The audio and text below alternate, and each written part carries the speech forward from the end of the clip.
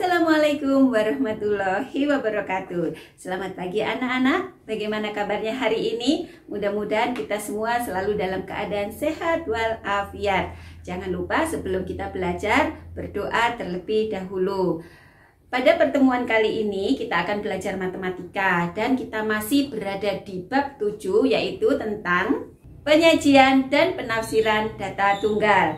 Pada pertemuan minggu lalu kita sudah belajar tentang pengumpulan data dan penyajian data dalam bentuk tabel. Kali ini kita akan belajar tentang penyajian data dalam bentuk diagram. Mari kita saksikan bersama di slide.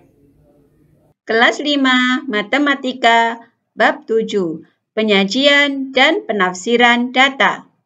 KD 3.8 menjelaskan penyajian data yang berkaitan dengan diri peserta didik dan membandingkan dengan data dari lingkungan sekitar dalam bentuk daftar, tabel, diagram gambar atau piktogram, diagram batang, atau diagram garis. Bab yang akan kita pelajari adalah tentang menyajikan data dalam bentuk diagram berupa yang pertama, diagram gambar, 2, diagram garis, dan 3, diagram batang. Kita awali dengan diagram gambar. Piktogram atau sering disebut dengan diagram gambar merupakan diagram yang datanya disajikan dalam bentuk gambar atau lukisan untuk mewakili benda dengan banyak benda sesungguhnya. Contoh diagram gambar. Buatlah diagram gambar dari data berikut. Data penjualan sapi perah selama 4 tahun PT Maju Mundur. Ini adalah data dalam bentuk tabel di mana ada kolom tahun dan jumlah. Di sini tahun 2007 jumlah ekor sapi yang terjual adalah 7.000. Kemudian tahun 2008 jumlah ekor sapi yang terjual adalah 10.000. Dan tahun 2009 jumlah ekor sapi yang terjual adalah 9.000. Sedangkan tahun 2010 jumlah ekor sapi yang terjual ada 12.000. Nah, dari data yang ada di tabel ini kita akan menyajikannya dalam diagram gambar. Kita lihat bersama. Ini yang disebut diagram gambar. Jadi pada diagram gambar itu ada keterangan di bawah sini. Gambar satu ekor sapi yang ada dalam diagram ini mewakili 1.000 ekor sapi. Sehingga kita lihat pada tahun 2007, di sini keterangannya adalah jumlahnya 7.000 ekor sapi, maka kita menggambarnya cukup 7 gambar sapi. Kita hitung bersama.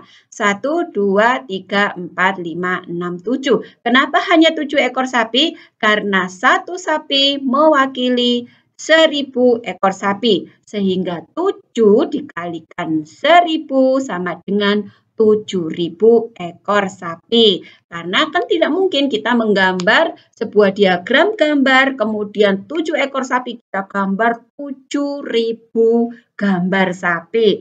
Akan sangat tidak praktis. Sehingga di sini perlu ada keterangan bahwa satu gambar ekor sapi mewakili 1.000 ekor sapi. Kemudian kita lihat pada tahun 2008, di sini keterangannya sapi yang terjual adalah 10.000 ekor sapi. Kita lihat di sini. Jadi kalau begitu, berapa gambar ekor sapi yang harus kita gambar di sini? Berarti kita menggambar cukup 10 gambar ekor sapi. 1, 2, 3, 4, 5, 6, 7, 8, 9, 10. Karena 10 kali 1.000 sama dengan 10.000.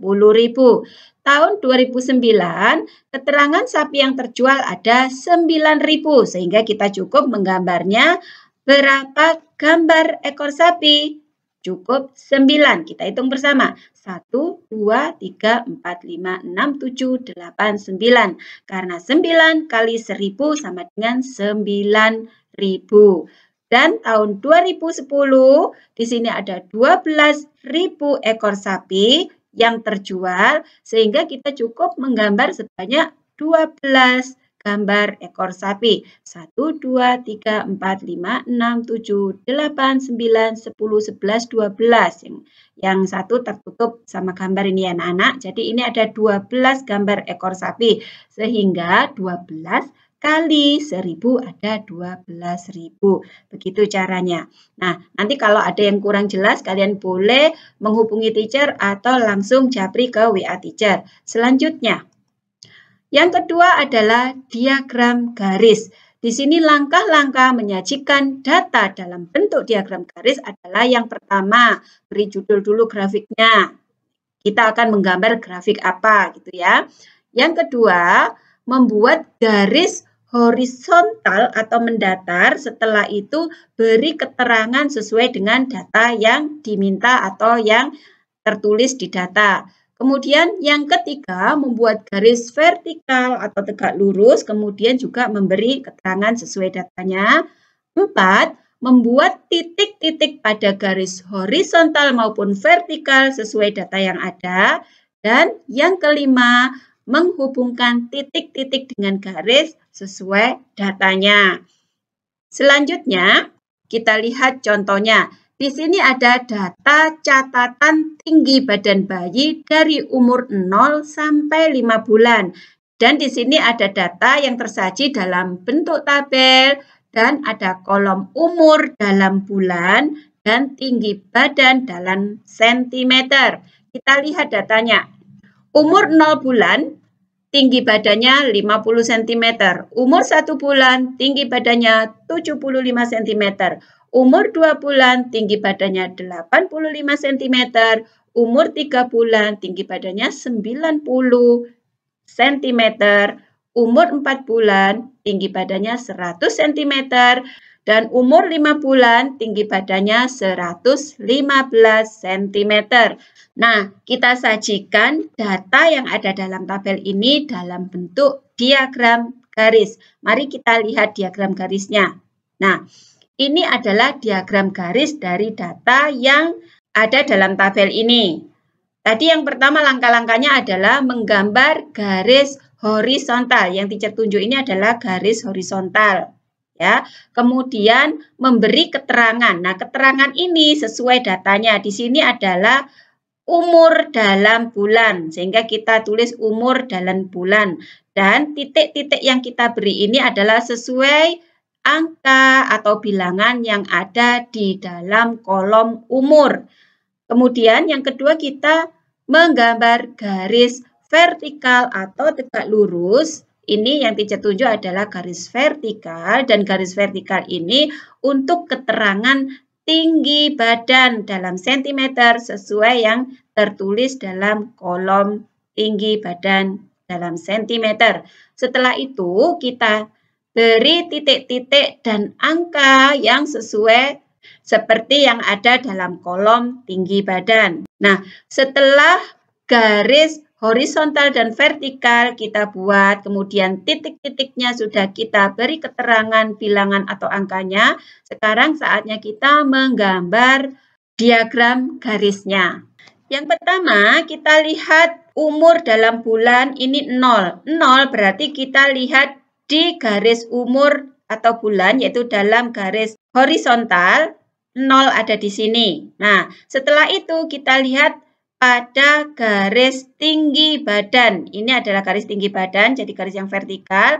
Ini menunjukkan angka 50. Jadi dari 0 kita tarik ke atas sampai dia bertemu dengan angka 50. Kemudian umur 1 bulan kita tarik dari angka atau bilangan 1 ini ke atas ya, sampai kemudian dia bertemu dengan garis yang menunjukkan angka 75, tinggi badan 75, kita tarik dari sini. Kalian boleh memberi garis bantu titik-titik jika titik itu tidak tepat berada di garis bantu yang sudah ada.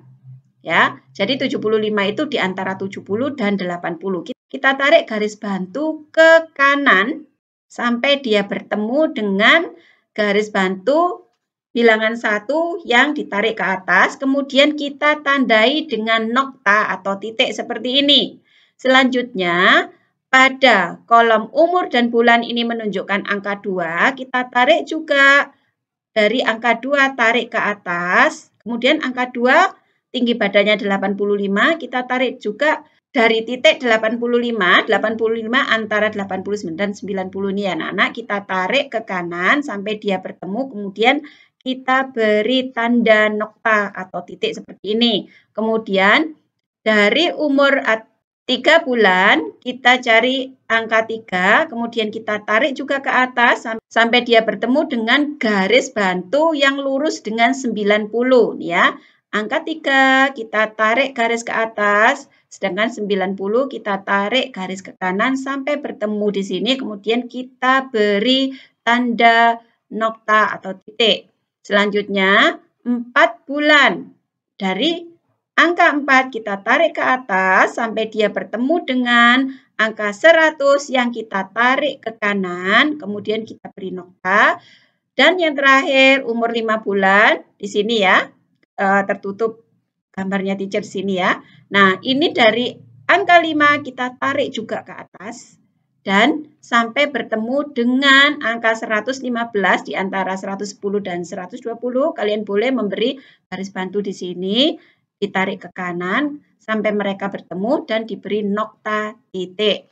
Setelah titik-titik itu terbentuk, barulah kita menghubungkan titik-titik ini dengan garis. Nah, ini yang berwarna merah ya. Jadi dari 50 ke 75, ke 85, ke 90, ke 100, sampai ke 115 ini kita tarik garis lurus. Maksudnya lurus di sini dari titik satu ke titik lainnya itu harus lurus. Gitu ya anak-anak. Nah, sampai di sini tentang diagram garis sudah jelas ya. Kalau sudah jelas, kita lanjutkan ke diagram selanjutnya yaitu diagram batang. Langkah-langkah menyajikan data dalam bentuk diagram batang. Yang pertama, beri judul dulu grafiknya. Yang kedua, membuat garis horizontal atau mendatar, kemudian beri keterangan sama dengan diagram garis tadi. Kemudian yang ketiga, membuat garis vertikal atau yang tegak lurus, kemudian diberi keterangan. Selanjutnya yang keempat, gambar grafik batang sesuai data yang ada dengan lebar yang sama untuk masing-masing batang yang kita gambar. Kemudian yang kelima, jarak antar batang terdekat itu harus sama ya. Kita lihat contohnya.